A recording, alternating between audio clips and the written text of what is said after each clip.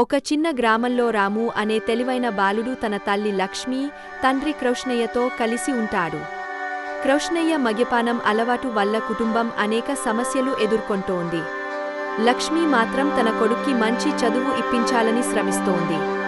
కుటుంబం దినసరి అవసరాలకు కష్టపడుతూ జీవిస్తోంది. రాము తన చదువుల్లో తెలివితేటలు చూపుతూ పెద్దదే మంచి స్థాయికి చేరుకోవాలని కలలు కంటాడు. ఒకరోజు తన తండ్రి మద్యం మత్తులో చదువులు అనవసరం అని అంటుండటాన్ని వింటాడు. ఆ మాటలు రాముని తీవ్రంగా కలచివేస్తాయి, కాని అతనిలో ఆగ్రహం కాకుండా నమ్మకాన్ని కలిగిస్తాయి. తండ్రి తప్పని నిరూపించాలనే పట్టుదలతో ముందుకు సాగుతాడు. రాము తన తల్లితో కలిసి కష్టపడి చదువు కొనసాగిస్తాడు. తల్లితో ఉన్న భావోద్వేగ సంఘర్షణను, ఆమె త్యాగాలను గుర్తుంచుకొని మరింత కష్టపడతాడు. తన కుటుంబ పరిస్థితులు, ఆర్థిక సమస్యలు ఉన్నా రాము ఎప్పుడూ వెనుకడుగు వేయడు. చివరికి పరీక్షల్లో అగ్రస్థానం సాధించి ఉన్నత విద్యకు అడుగుపెడతాడు. రాము తన కృషితో కలెక్టర్ అవుతాడు.